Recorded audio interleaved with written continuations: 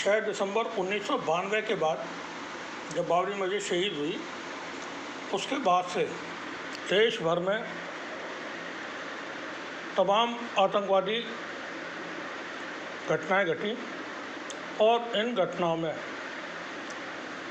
लगभग हर घटना में मुसलमानों को गिरफ्तार कर जेल भेजा गया। उस वक्त कोई भी घटना अगर होती थी तो उसके चंद मिनट बाद टेलीविज़न पर खबर आ जाती थी और बता दिया जाता था कि इस घटना में कौन कौन शामिल हैं,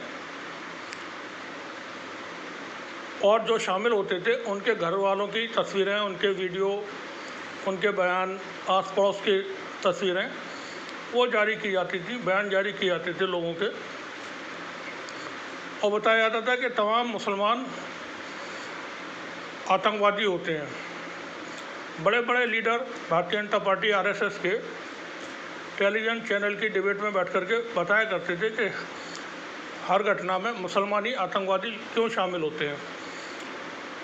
आज एक बहुत अहम फैसला मुंबई हाई कोर्ट की तरफ से सुनाया गया, जिसमें मुंबई में हुए सीरियल ब्लास्ट के मामले में 19 साल के बाद 13 लोगों को पाशद बरी किया गया है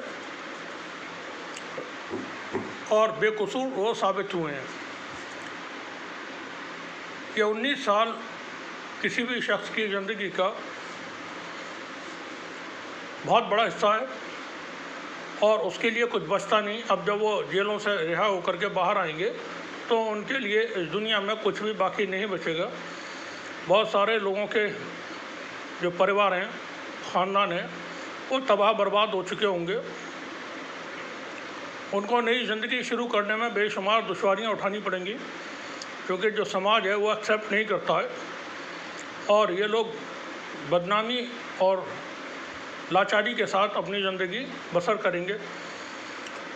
पूरी खबर हम आपको बताते हैं। मुंबई सीरियल ब्लास्ट के 19 साल बाद और ट्रायल कोर्ट के फैसले के 10 साल बाद बॉम्बे हाई कोर्ट ने सभी 12 आरोपियों को, दोषियों को बरी कर दिया है, लेकिन कई अहम सवाल अब भी अनसुलझे हैं। 11 जुलाई 2006 को मुंबई की लोकल ट्रेनों में कई बोगियों में 7 धमाके हुए थे। ये धमाके मुंबई की पश्चिम रेलवे लाइन पर 7 अलग अलग ट्रेनों में हुए थे। इन धमाकों में 179 लोगों की जान गई थी और 824 लोग घायल हुए थे। मुंबई पर हुए सबसे ये ख़तरनाक हमलों में से हमला माना जाता है। इसमें आमतौर पर 7/11 ब्लास्ट इसको कहते हैं। इस मामले में 2005 में एक विशेष अदालत बनी थी मुंबई में, जो मकोका कोर्ट कहलाती है। उसने 5 अभियुक्तों को फांसी की सज़ा और 7 को उम्र कैद की सज़ा सुनाई थी। अब मुंबई हाई कोर्ट ने निचली अदालत के फैसले को पलट दिया है। इनमें से एक अभियुक्त कमाल अंसारी की 2021 में मौत हो गई थी। जानकारी के मुताबिक जस्टिस अनिल किलोर और जस्टिस श्याम चंदक की बेंच ने कहा, अभियोजन पक्ष, ये बात अहम है, आप सुने इसको, अभियोजन पक्ष अपना केस शक से परे साबित करने में पूरी तरह नाकाम रहा। शक के आधार पर इन लोगों को गिरफ्तार किया गया था और शक के आधार पर 19 साल इन्होंने जेल में काटे हैं, क्योंकि ये मुसलमान थे। इस फैसले से 12 अभियुक्तों के परिवारों और 2015 में बरी हुए 13वें अभियुक्त अब्दुल वाहिद को राहत मिली है। जिन लोगों को आज बरी किया गया इस मामले में, उनके नाम हम बता दें थोड़ा आपको। कमाल अहमद, मोहम्मद वकील अंसारी, इनकी मौत हो चुकी है 2021 में। मोहम्मद फैज़ल अताउर रहमान शेख, एहशाम कुतुबुद्दीन सिद्दीकी, नवेद हुसैन खान रशीद, आतिफ खान बशीर अहमद, तनवीर अहमद, मोहम्मद इब्राहिम अंसारी, मोहम्मद माजिद, मोहम्मद शफ़ी, शेख मोहम्मद अली आलम, मोहम्मद साजिद, मुर्गिब आलम अंसारी, मुजम्मिल अताउर रहमान शेख, सुहेल महमूद शेख, ज़मीर अहमद, लतीफ़ुर रहमान शेख, अब्दुल वहीदुद्दीन शेख, ये 2015 में बरी हो गए थे। अब्दुल वहीदुद्दीन शेख अब्दुल वहीद ने कहा, ये बहुत बड़ी राहत है और मैं बहुत खुश हूँ। इतने सालों से हम कह रहे थे कि सिर्फ मैं ही नहीं बाकी अभियुक्त भी बेगुनाह हैं, लेकिन पीड़ितों के लिए इंसाफ अब भी दूर नज़र आता है। धमाकों में अपना बायां हाथ खोने वाले महेंद्र पिछले कहते हैं, ये चौंकाने वाला है और निराशाजनक है। 19 साल बाद अगर आपको छोड़ दिया जाए तो बहुत सवाल उठते हैं। वे आगे कहते हैं, जांच करने वाले इतने साल क्या कर रहे थे? ये सवाल तो उठेगा, जांच करने वालों ने क्या किया था? वो चार्जशीट लिखते हैं।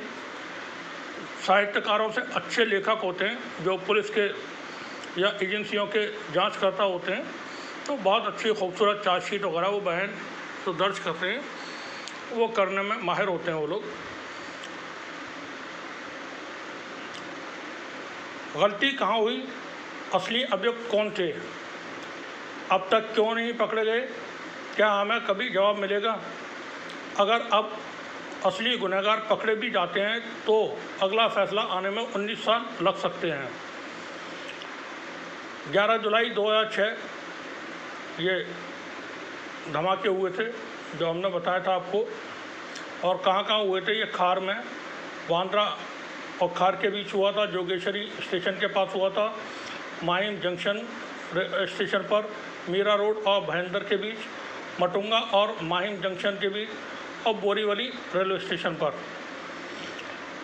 ये जो सुनवाई इतनी लंबी चली है 19 साल, उसके बारे में बता दें कि मुंबई जो धमाके हुए थे, पुलिस की ATS ने 13 लोगों को गिरफ्तार किया था। इस मामले में 15 अभियुक्त फरार बताए गए थे। ATS का कहना था कि पाकिस्तान स्टेट आतंकवादी संगठन ने प्रेशर कुकर में बम लगाए थे। चार्जशीट में पाकिस्तान स्थित लश्कर-ए-तौयबा के कमांडर आजम चीमा को भी नामजद किया गया था। यह चार्जशीट 10,667 पन्नों की थी। 10,667।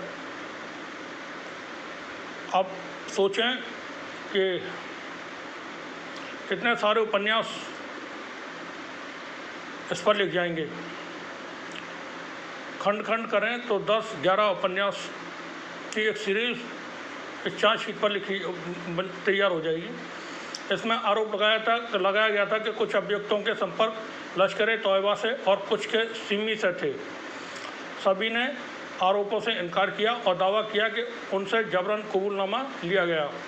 इस मामले में फैसला आने में 9 साल लगे। यह फैसला मकोका की विशेष अदालत में चला। यह केस जो था मकोका की विशेष अदालत में चला था। मकोका के तहत SP के ऊपर रैंक के अधिकारी, पुलिस अधिकारी के सामने दिया गया इकबालिया बयान सबूत के रूप में स्वीकार किया जा सकता है। अभियुक्तों ने मकोका की वैधता को चुनौती देते हुए सुप्रीम कोर्ट का रुख किया था, जिसके बाद अदालत ने 2 साल तक मुकदमे पर रोक लगा दी थी। कुछ अभियुक्तों का प्रतिनिधित्व कर रहे युवा वकील शाहिद आज़मी की 2010 में कुर्ला स्थित उनके दफ्तर में गोली मारकर हत्या कर दी गई थी। ये शाहिद नौजवान एडवोकेट थे और इनको कत्ल कर दिया गया था जो इस केस की पैरोकारी कर रहे थे 2010 में। इसी भी जांच में एक और नया मोड़ लिया था जब 2008 में मुंबई क्राइम ब्रांच ने इंडियन मुजाहिदीन से संबंध होने के आरोप में 5 लोगों को गिरफ्तार किया। भारत सरकार ने इस संगठन को आतंकवादी संगठन की सूची में रखा हुआ है। क्राइम ब्रांच का दावा था कि लोकल ट्रेनों में हुए धमाकों के लिए इंडियन मुजाहिदीन जिम्मेदार है। ये ATS के दावों के विपरीत एक नई थ्योरी थी। साल 2013 में इंडियन मुजाहिदीन के सह संपादक यासीन भटकल ने भी कहा था कि उसका संगठन इन धमाकों के लिए जिम्मेदार था। अब 2 कहानियां बन गई। ATS की कहानी कुछ और है और यह क्राइम ब्रांच की कहानी कुछ और है। साल 2014 में मुकदमा ख़त्म हो गया था, लेकिन आदेश आने में और वक्त लगा। 30 सितंबर 2015 को अदालत ने 13 अभियुक्तों में से 5 को फांसी की सज़ा सुनाई, 7 लोगों को उम्र कैद की। 13वें अभियुक्त अब्दुल वाहिद को बरी कर दिया गया था। निचली अदालत से फांसी की सज़ा मिलने पर यह मामला स्वतः ही हाई कोर्ट में जाता, जबकि अन्य दोषी भी अपनी सज़ा के खिलाफ हाई कोर्ट में अपील कर सकते हैं। यह मामला हाई कोर्ट में गया और फैसला आने में 10 साल लग गए। अब यह फैसला जो हम आपको रिपोर्ट बता रहे हैं वो आया है। हाई कोर्ट में क्या हुआ यही बता रहे हैं। पूरा इसमें 19 साल का वक्त लगा है और 10 साल हाई कोर्ट में सुनवाई हुई है। 5 महीने पहले इस मामले की सुनवाई पूरी हो गई थी। उसके बाद पूरा जो सोच विचार होता है या उसको पढ़ना होता है मुकदमे की तफसील को, तो जजों ने उसको पढ़ा होगा, देखा होगा एक एक चीज़ को। उसके बाद उन्होंने फिर ये फैसला सुनाया है। बचाव पक्ष की जो दलीलें थी उसके बारे में बता दें। बचाव पक्ष के वकीलों ने दलील दी थी कि उनके मवक्किलों ने अपराध में भागीदारी की बात टॉर्चर के कारण स्वीकारी थी। उन्होंने कहा था कि ऐसा मालूम होता है कि किसी को यह पता ही नहीं था कि बम किसने बनाए, विस्फोटकों को खरीदने में किसने मदद की और उन्हें ट्रेनों में किसने रखा। विशेष सरकारी वकील राजा ठाकरे और एस शिमलरकर ने अदालत में 5 अभियुक्तों की फांसी की सज़ा की पुष्टि करने की अपील की थी। उन्होंने 7 अन्य लोगों को सुनाई गई उम्र कैद की सज़ा को भी बरकरार रखने का जो अनुरोध है वो किया था। 31 जनवरी 2025 को सुनवाई इसकी मुकम्मल हो गई थी। 6 महीने बाद 21 जुलाई 2025 को हाई कोर्ट ने यह फैसला सुनाया है। किसी अन्य मामले में वांछित नहीं है तो ये सब लोग जेल से तुरंत बरी हो जाएंगे। अब ये 19 साल लगे हैं फैसला आने में। अब आप सोचें कि 19 साल बाद जो फैसला आया है उसके बाद क्या बचता है इनके पास। इनमें से एक जो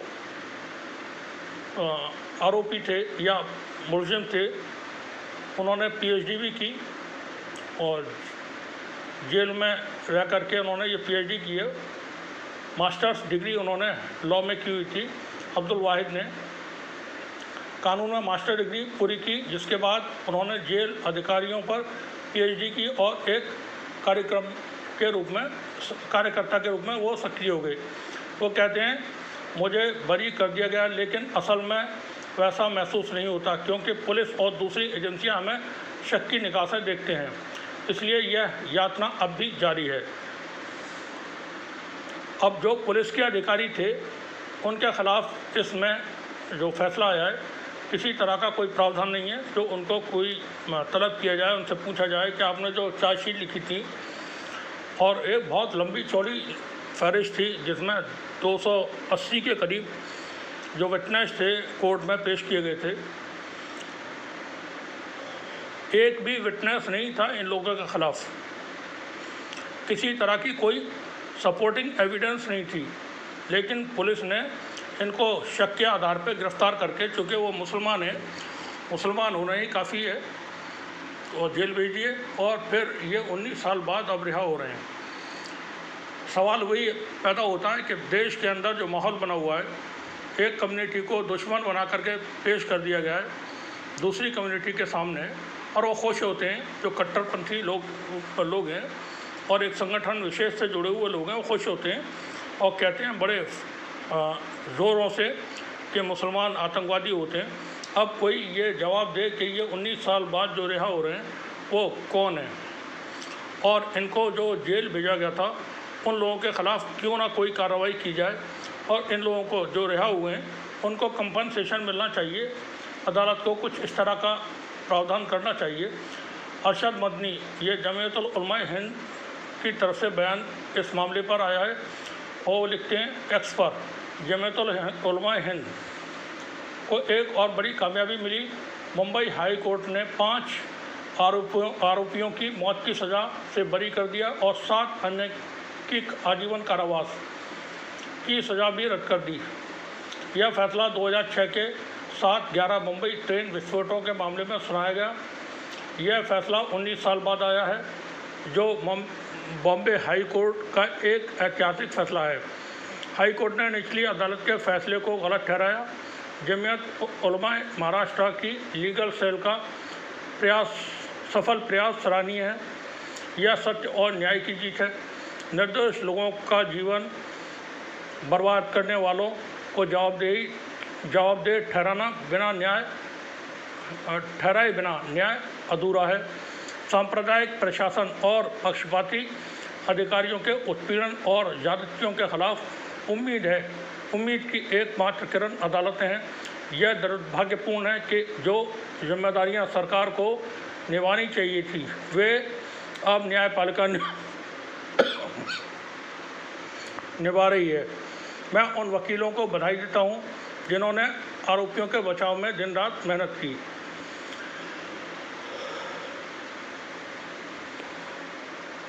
उलमा हिंद की तरफ से ये बयान है।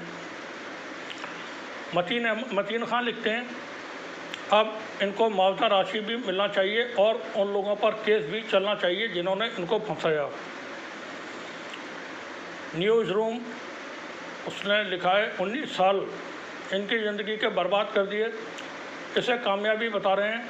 कामयाबी तो तब होती जब अधिकारियों पर कार्रवाई, बेगुनाहों को मुआवजा और इसके खिलाफ कोई कानून बनता।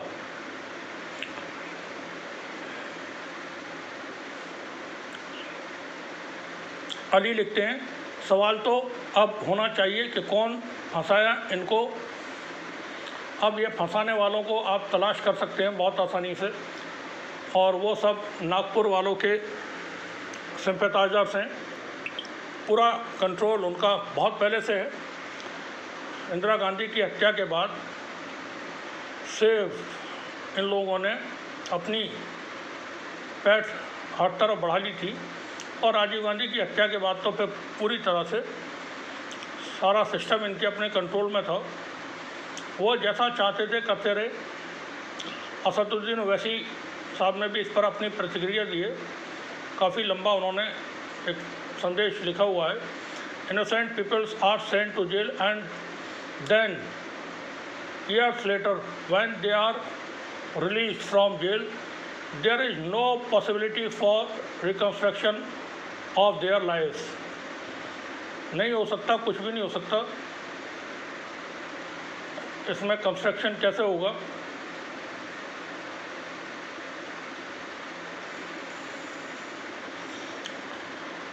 कांति कुमार ने इस पर लिखा है, 2006 में मुंबई की दुकानों से आतंकवादियों ने प्रेशर कुकर खरीदा, उसे बम रखकर टाइमर सेट कर मुंबई की 7 लोकल ट्रेनों के फर्स्ट क्लास डिब्बे में रख दिया।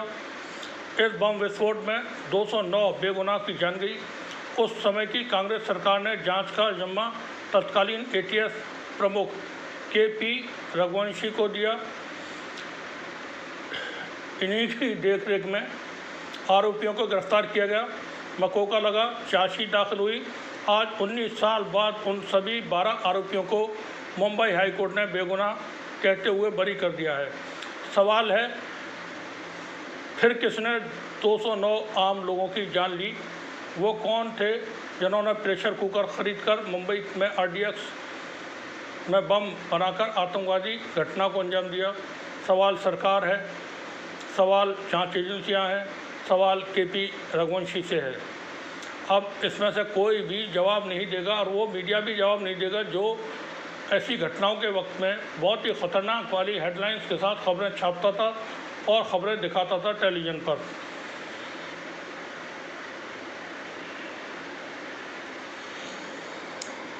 ऐसी घटनाएं हमारे देश में, ऐसी खबरें हमारे देश में, ये कोई नई